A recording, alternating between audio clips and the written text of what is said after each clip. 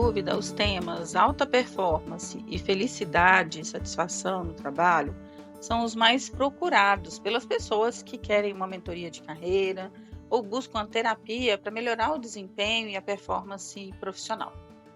O livro Flow, a psicologia do alto desempenho e da felicidade, nos convida a repensar a nossa compreensão de felicidade e, através de uma abordagem científica, o livro explora o conceito de flow ou estado de fluxo.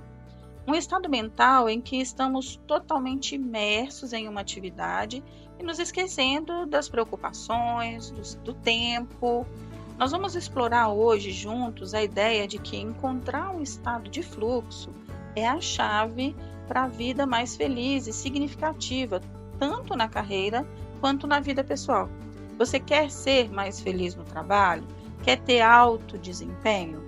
Venha então comigo, fica comigo até o final desse podcast, que com certeza você vai ter aqui várias sugestões de como fazer isso.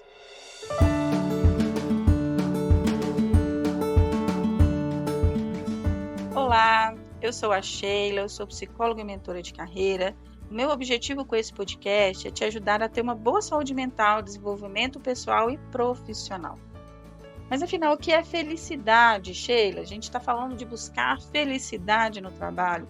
E ao longo da história, a busca pela felicidade tem sido o tema central da vida humana. Filósofos, líderes religiosos, estudiosos de diversas culturas, a neurociência, a psicologia se dedicam a entender a natureza da felicidade e a desenvolver estratégias para alcançá-la.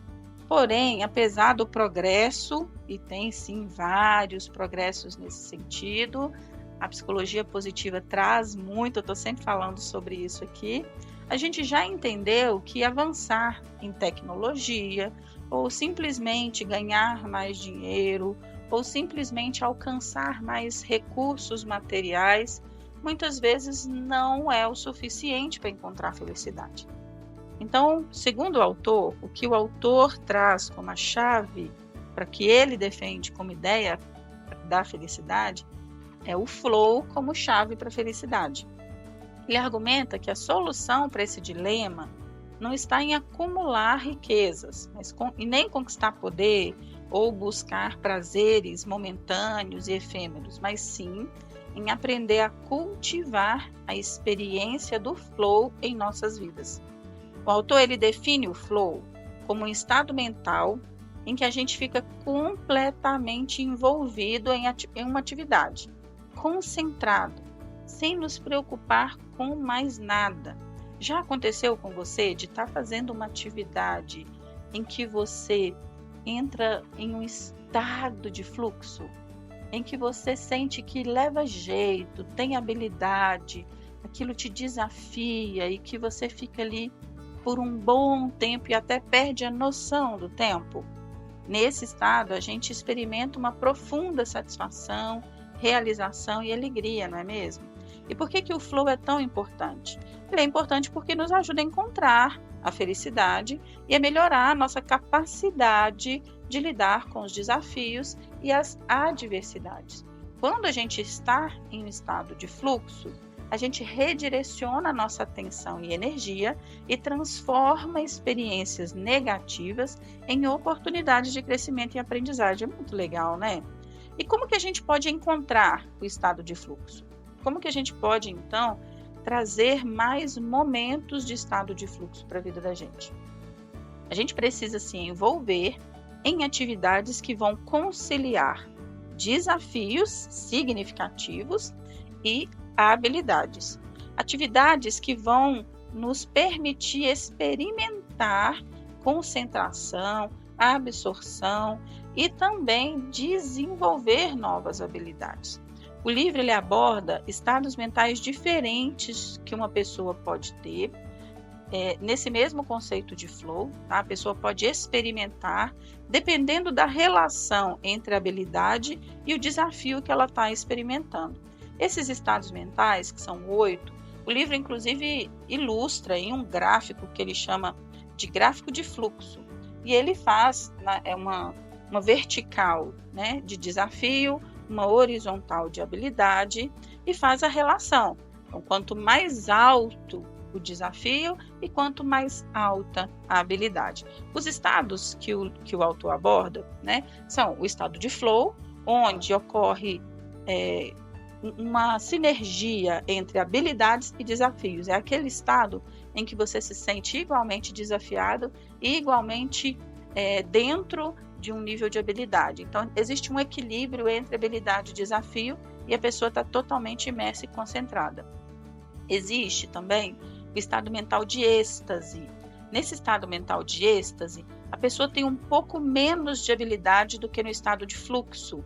E ela tem um alto desafio e digamos que aí um 80% de habilidade. É um estado mental ainda mais intenso e ele pode ocorrer em atividades altamente desafiadoras, como atividades artísticas ou esportivas. Sabe aquela atividade assim que você sente que está te desafiando mais do que a sua habilidade e que aquilo te engaja porque você quer aprender, porque você quer superar? Esse é o estado de êxtase, né? O estado de controle, por outro lado, já é um estado em que você tem 80% ali de desafio e 100% de habilidade. Então, ocorre quando as habilidades e os desafios eles são equivalentes, mas as habilidades são superiores. Então, nesse estado, uma pessoa sente confiante e no controle da situação, tá? A ansiedade, ela já ocorre quando os desafios são muito altos e a habilidade da pessoa é muito baixa. Então, nesse estado, a pessoa fica desmotivada, estressada, pois ela tem um excesso de desafio e falta de habilidade para cumprir. A preocupação, ela acontece quando as habilidades são um pouco maiores do que a da ansiedade, mas ainda não são suficientes. Então, a pessoa se sente preocupada, ainda desmotivada, um pouco desinteressada, porque ela sente assim que ainda não tem uma sinergia entre o desafio e a habilidade, sabe? Então, perceba que o que o autor vai trazendo à medida que a gente precisa de uma relação direta. O que o autor fala é que a gente precisa transitar entre controle, êxtase e flow. São os estados mentais melhores. Mas, se a pessoa fica ali com ansiedade, preocupação ou apatia já é assim, 0 desafio, 0 habilidade, né? A pessoa tem desinteresse total. Tédio, a pessoa já tem mais habilidade, mas ainda continua em uma coisa que não desafia em nada. Relaxamento, a pessoa tem muita habilidade, mas não tem desafio nenhum. Então, esses estados mentais de ansiedade, preocupação, apatia, tédio, relaxamento, eles não provocam crescimento, eles não geram felicidade. Então, a pessoa precisa estar ali procurando conciliar constantemente desafio e habilidade. Deu para entender como que funciona? Então, agora eu quero trazer para você uma prática, algumas perguntas e algumas propostas. Imagine que você está numa sessão de mentoria e eu estou trazendo para você uma prática para que você conquiste o estado de flow em diferentes áreas da sua vida, ok? O primeiro ponto é você refletir sobre o equilíbrio entre habilidades e desafios. Então, a reflexão é a seguinte: identifique as atividades em que as suas habilidades sejam equivalentes ou aproximadas aos desafios e escolha uma atividade e um desafio que você vai conseguir colocar isso em prática. Você quer ver um exemplo?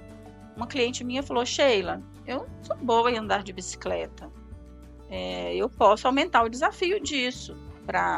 Não me desafia andar lá na rua, mas é um desafio fazer trilha em estrada de terra, ou andar em distâncias maiores, ou em trechos mais sinuosos.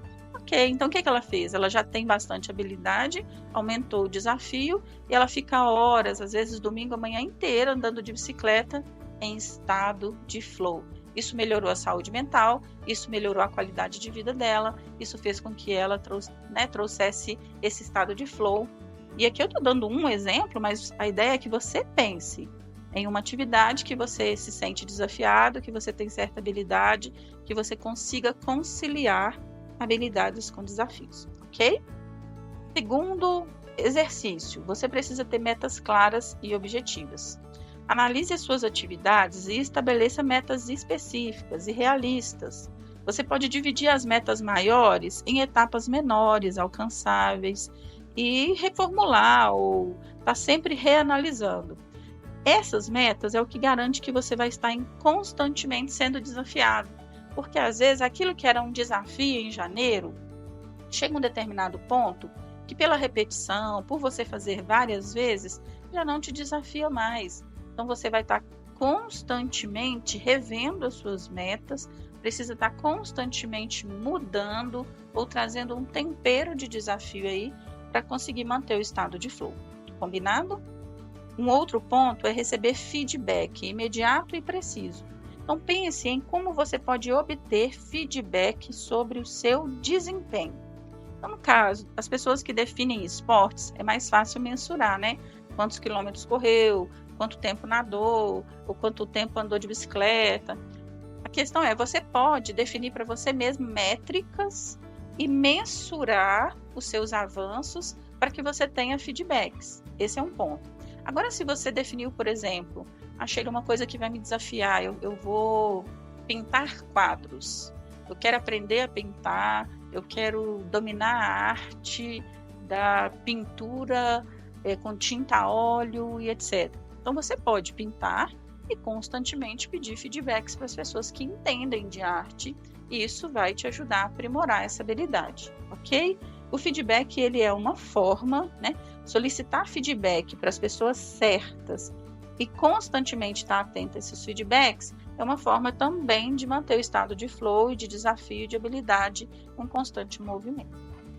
Um outro ponto é a concentração. Você precisa de foco. Tem gente que fala comigo assim, Sheila, a minha maior dificuldade no estado de fluxo é o foco, porque daqui a um pouquíssimo tempo eu já perdi o foco. É perigoso eu estar nadando pensando nos investimentos do meu cliente. Então, assim, você vai precisar treinar a sua atenção. Atividades como mindfulness, meditação, yoga ou alguns exercícios de respiração pode te ajudar a melhorar e treinar o seu foco. E esse é um exercício que todos nós precisamos, ok?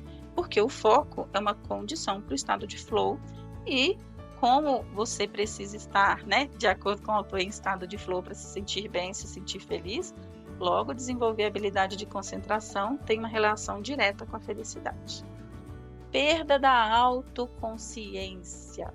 O que o autor traz? A gente precisa considerar se permitir mergulhar completamente em uma atividade. Tem gente que não desliga, você já ouviu falar isso? Tem gente que está ali fazendo uma atividade, mas o celular está ligado. O celular hoje virou um inimigo, né? O celular pega em qualquer lugar, dados móveis pega em qualquer lugar. Então, considere desligar o celular em alguns momentos, se desligar totalmente da tecnologia e se permitir, assim, ficar fazendo uma atividade só, aquilo que você escolheu fazer. Eu tenho um exemplo de uma outra pessoa que escolheu plantar um jardim vertical em casa. E ela decidiu fazer desse jardim vertical a atividade de flow dela. Ela simplesmente liga uma música que ela gosta, sai das redes sociais, sai de internet, sai de tudo, fica mexendo com as plantinhas, ouvindo a música, e aquele é o momento dela, que não existe mais nada. E aquilo faz muito sentido e a revigora.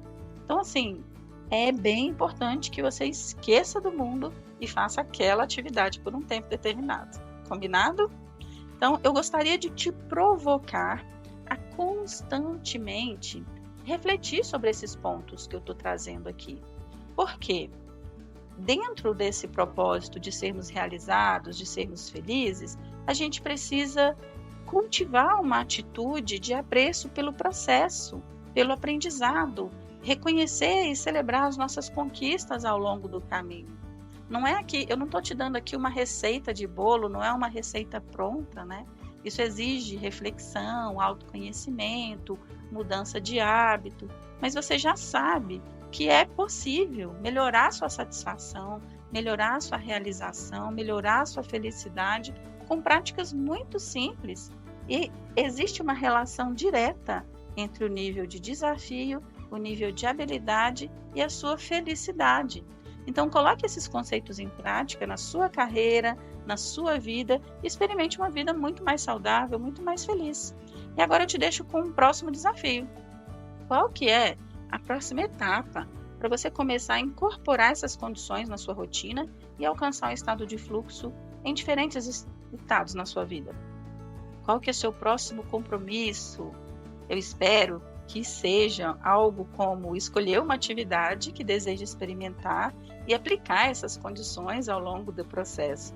Então comece hoje, escolha algo, faça, né? Não deixe para depois e siga os passos que a gente deixou aqui. Identifique as habilidades dos desafios, estabeleça metas claras, busque feedback, concentre-se intensamente, aprecie o processo e seja muito mais feliz. Eu espero que você tenha gostado desse podcast, que tenha sido esclarecedor para você. Compartilhe com o máximo de pessoas que você puder. Me siga também nas redes sociais, Sheila de Oliveira Psi, porque aí você pode também ser avisado em outros conteúdos. Eu estou sempre publicando coisa nova e eu tenho certeza que você vai ver muita coisa boa por lá. Um abraço para você e até o próximo podcast.